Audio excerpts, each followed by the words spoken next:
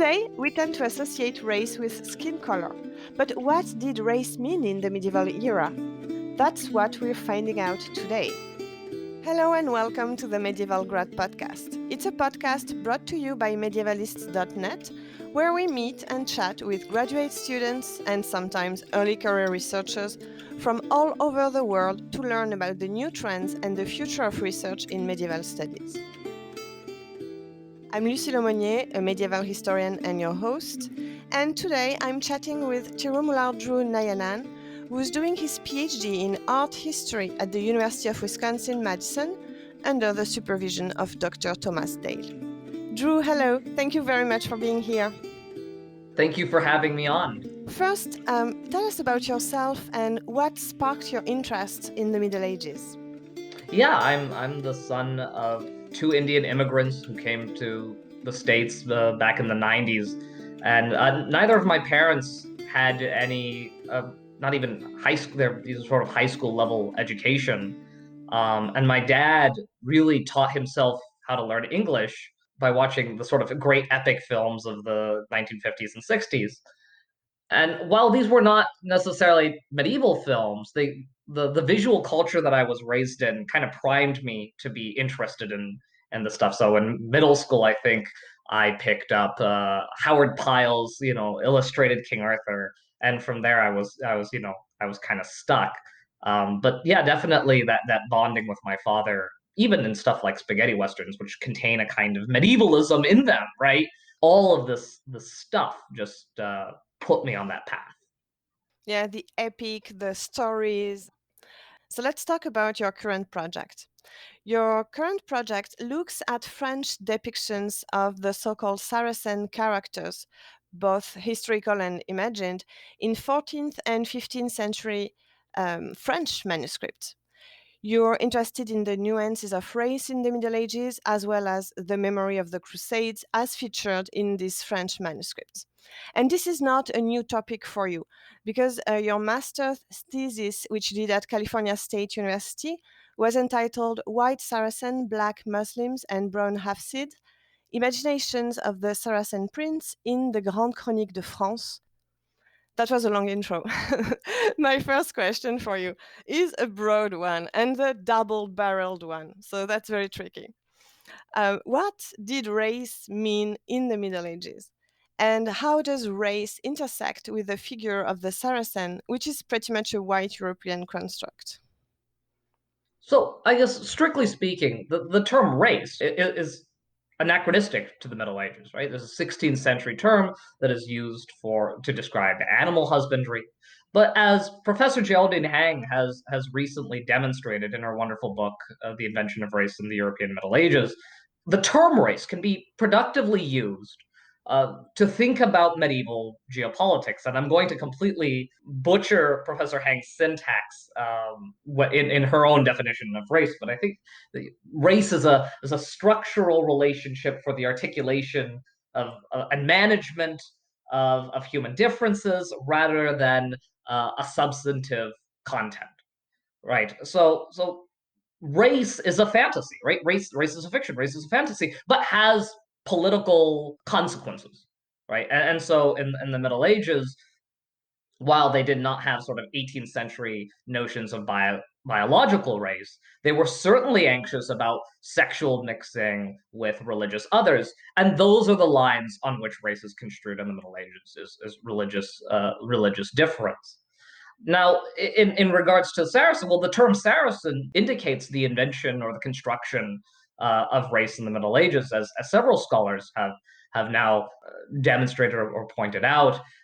Saracen, when it is used to describe Muslim, is functions as an accusation, accusing the Islamic foe as imposters, as liars, as masqueraders, claiming that the Muslims are claiming the heritage, the legitimate heritage through Abraham's wife Sarah instead of that of Hagar. So that term is linked into the construction of race or the race making, race building in the Middle Ages. Thank you. I have so many questions now. I will ask one. Today we focus a lot on color, skin color. And so I'm wondering if that was a reality in the Middle Ages and how they saw color and how this articulated with the religion. Absolutely. It's such a fraught question, and every time I see it, I feel like I'm approaching some kind of understanding, some new thing I have to like wrap my head around. In the words of Professor Dorothy Kim, she warns against thinking about race as epidermal and visual always in the Middle Ages, and I think that's quite true. So it depends. Professor Madeline Cavan has linked, whiteness and purity to the court of, I think it's Louis the Ninth. So in that sense, yes. And of course, Saracens are described as black dogs or as black as ink. So yes, color does seem to have a polemic quality. And yet at the same time, I was just looking at a couple of manuscripts from Sanuto's text about the secret history of the Crusades, which depict, the Latin Christians fantasizing about teaming up with the black-skinned Copts and Coptic Christians against the Sultan of Babylon and pincering him at the Nile. And in this image, the Sultan, while closer in skin color to the Latin Christians than he is to the black skinned Copts, is riding like a leopard, and the black skinned Copts, while they have turbans and black skin, are imagined as allies. Professor Sierra Lamoto has this great term, exotic ally, to describe a kind of racial other that is desired, that can help the Latin Christians conquer or win against the Muslims. Yeah, that story is really about Christian from the West teaming up with Coptic Christians. Yeah. Yeah. Could you tell us when the term Saracen was coined, and in what context, and how do you see it used in the sources that you're studying? What does it mean in that sources? Right.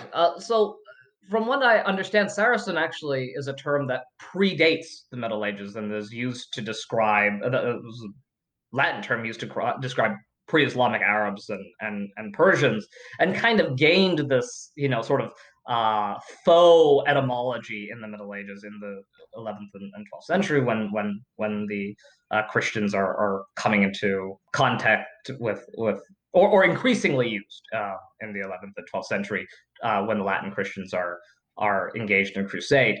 Now, when the ways that it is used is to sort of, I mean, the way that Saracen is used is just to describe the Islamic enemy, right?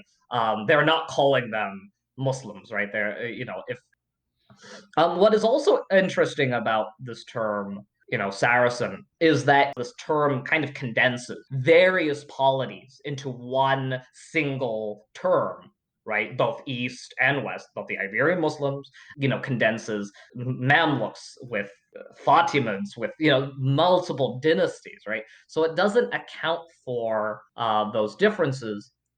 And what is interesting is that the way that it treats the Saracen princes parallels, the way Saracen is treated parallels the way their political leaders are treated. The Sultan of Babylon is both a kind of like mythological figure that you see in the Chanson de Geste, that whose rule extends as far as Spain, and who like sends forth giants and various monstrous creatures, and is also used to describe the like historical leaders of Egypt, or Egypt and the Levant. And so the function of Saracen is one of collapse, right? It collapses a lot of identities and makes them one, and that identity is reflected in the imagined political structures of Islamic polities. And that's a great transition for the next question, which is that first a reminder that you're the art historian and also you do history. So how were Muslim and Saracen individuals depicted, like on paper, on illuminations that you study in your manuscripts? I hesitate to categorize them at times because they bleed so much together. And as I said before, as soon as I figured out what this thing might mean across multiple manuscripts. Some other thing, some other outlayer I have to do my own combat with to mitigate. But I will say that largely there are sort of three camps. And the first is like the hyper orientalized, monsterized, blue skinned, fanged, tusked characters, right? I will say that the characters that I work on are largely gendered as male. So this discussion is male characters, male political leaders. And usually those characters in the text are described as giants or some kind of monstrous figures. So the second category is Muslims who are wearing tortillas or turbans and carry scimitars, but then are have exaggerated physiognomy, or they don't have shoes, or they don't have clothing to demonstrate their barbarity, or they carry shields with pigs emblazoned on them, which is a very clear anti-Islamic polemic given Islamic dietary restrictions. And actually this is probably the hardest one to talk about when I write about this. And I've had discussions with Professor Asa Mittman about this, about what do we call these types of so-called Saracens, this sort of category, because okay, they're wearing turbans and they carry scimitars, but is this a caricature? But caricature, kind of refers to like there's something that is essentially Muslim about them, and that's problematic in of itself. That's an issue. There's nothing inherently Muslim about these characters themselves. So how do you construct is one term that he's been using, which I think is quite good. So that's the second one, and then the third one is the one that I'm also very fascinated with, is which is the Muslims who are indistinguishable from their Latin Christian counterparts. There's no visual difference. And previous scholars in history and literature and in art history have addressed this in a variety of ways. So I think Professor Deborah Strickland and Professor Tolan have offered that depicting Muslims in this way is a way to elevate the Islamic other, right? That it's in order to communicate worthy combat, worthiness had to be. I think Deborah Strickland says worthiness had to be communicated in a sort of conventional way. So you make all the characters look like each other in order to elevate the narrative. So that's one interpretation. The other one is that sartorial or epidermal, to use Professor Heng's term, whiteness or similarity to the Latin Christians augurs that these Muslims are going to convert. They have the potentiality to convert. Professor Akbari talks about that in Idols of the East. I think she talks about that scene in Roland where they say, "Oh my God, what a knight! If only he was Christian." Right? This I think the Sultan of Babylon there, it looks like Charlemagne, right? He's got a white beard and very handsome and beautiful. So that desire for potentiality. And in the scenarios that both of these sort of schools of scholars have addressed these types of images, I think they're completely right. I think they're on point. But I also think that there's a third avenue that has been less addressed in the scholarship. In one of the papers I sent you, I talked about the Sultan of Babylon outside of the gates of Acre, and the rubric reads, how the Sultan of Babylon conquers Acre, or how Acre falls, and yet he's painted white and dressed in blue and gold armor in a French royal manuscript. Right, this is a palpable visual articulation of of a Muslim ruler dressing up as the king of France and masquerading around his own chronicle, right? So the third avenue is a kind of accusation of masquerade, something that the Latin Christians were very concerned with, in the Fourth Lateran Council, calling for the sartorial demarcation of these raced religions, and actually even predates that I think in the Council of Nablus in 1120. Professor Dorothy Kim uses this term about a fear of passing, which I think is quite helpful. Like we got to make sure that they're different from us. I think that's a useful way of approaching the topic, or even in another example that I found where in the text, Saracen warrior that Roland captures is described as black as ink, and then in the imagery is white and indistinguishable. Now, of course, the illuminator and the scribe are not always the same people. Manuscripts are productions, but these are also manuscripts that are edited and annotated and changed. So why is this not changed? And there's a lot we can do from reading into that absence. What did that slippage do for the medieval viewer? Drew, among the publications you sent me is a very interesting piece investigating the use and misuse of medieval iconography and motifs in white nationalists' imagery. And this problem rose again when Trump supporters raided the Capitol at the beginning of the year, some of them wearing attire that seems to have referred to the Middle Ages. Could you tell us a little bit more about all that? Yeah, the white nationalists imagine the Middle Ages as a kind of homogeneously white society. And this fits really well into their own narrative of, or into the politics of today. The white paragon of America, the white Christian paragon of America, is being flooded with invaders and foreigners. So when you go onto sites like Stormfront or even a group like the Proud Boys, which is kind of complicated in its racial makeup, you see threads about how they describe themselves as men of the West in specifically like the Lord of the Rings way, right? Like they call themselves the Rohirrim or the Gondorians, or when they talk about comic books today are so sort of left leaning liberal, what's the term that they use, a social justice warrior, they're very social justice warrior stuff.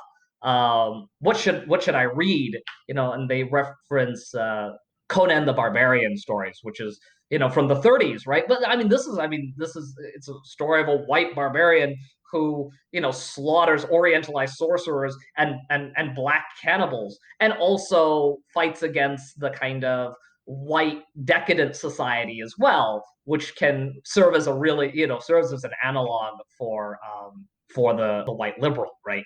In their kind of worldview. So the imagination of the Middle Ages that the white nationalists have, it makes sense that this is the kind of iconography that they would use, because it legitimizes their worldview, right? That this is some ancient war from 1,000 years ago, right? That they're still fighting.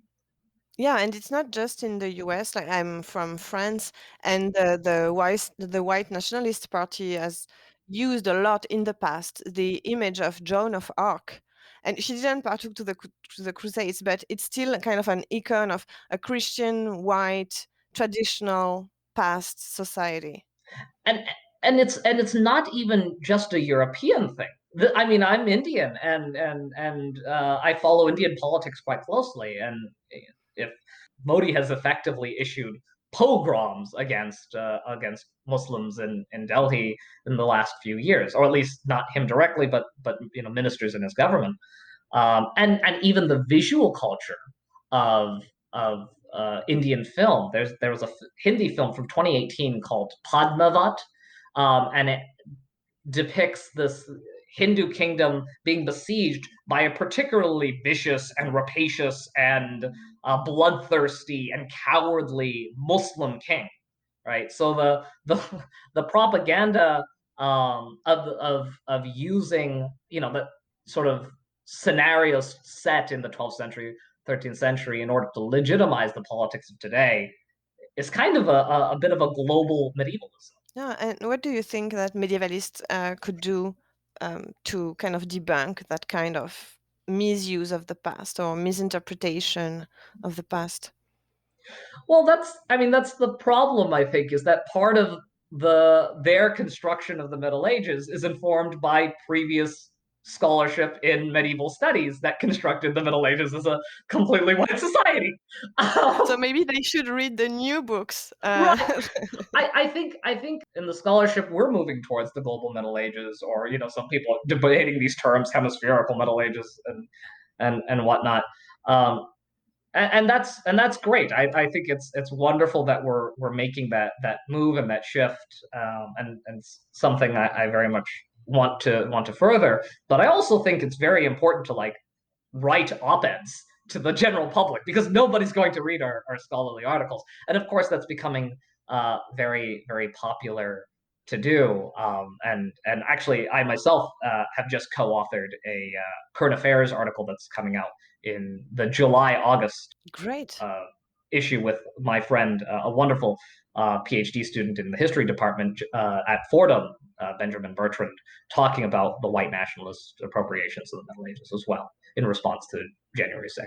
So I mean, I think that's the avenue that we have to do. We have to sort of educate the public, and that also means other avenues other than just academia, going into film, television, other types of media, to reshape the perception of the Middle Ages, even of Europe as not a kind of homogeneously white society. Well, and I hope maybe this podcast will participate in that. Absolutely, I certainly think it. I think you inviting me onto this certainly indicates that as well. So, Drew, I always ask a question to my guests, and that question is, what advice would you give to a prospective graduate student in art history or another discipline? So for me, if I really want to foster a global Middle Ages, you kind of have to learn the other languages. I don't think we're going to get by just reading French and Italian and Latin anymore. I'm myself am in my, I guess, third year of Arabic now, and it's a process. It's going to be a lifelong process, and I'm going to keep learning. I think the foundational thing is to get those languages. Everything else is just sort of gravy, but the languages are what's really key. Thank you very much, Drew. It was so interesting. I really appreciate you taking the time to come to the podcast.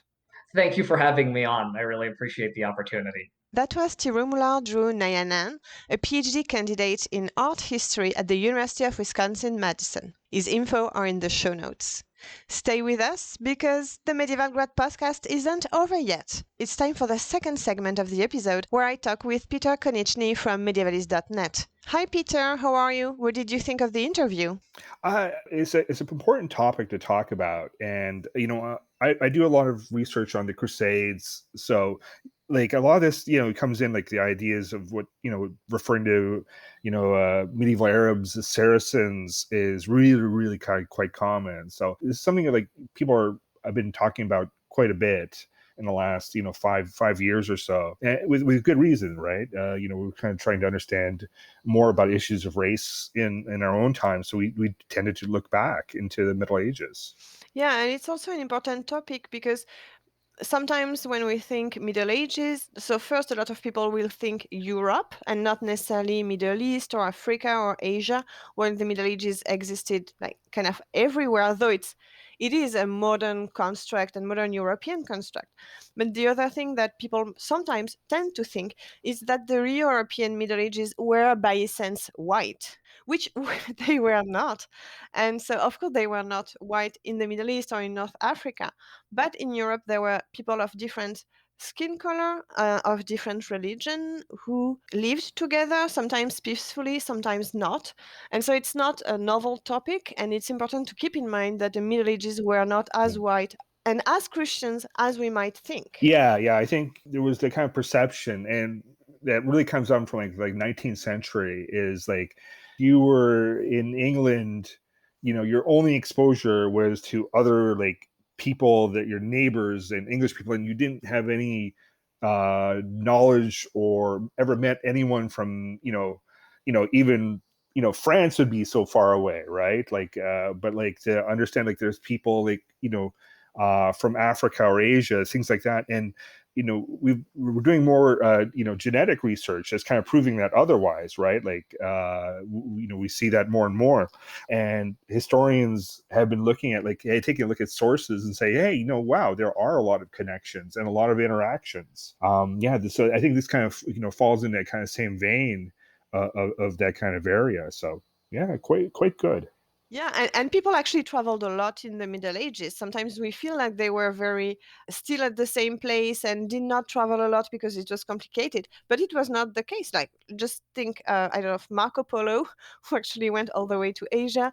There were a lot of travelers who went different places and met with different cultures and went back and wrote about that. People were moving around and meeting other people and settling in new places where the other people didn't necessarily had the same culture. I'm reading, and I'm going to be writing about a piece on Al-Jahiz, the 9th century Abbasid writer, and because he does a piece talking about Black people and how they live in the Arab world, right? And they're it's kind of like, I think, almost like kind of the first kind of piece you could say that's talks about race relations, right? And it's really kind of compelling kind of stuff. So there are the issues there back in the Middle Ages that are relevant to today. So yeah, and I think we need to talk more about that.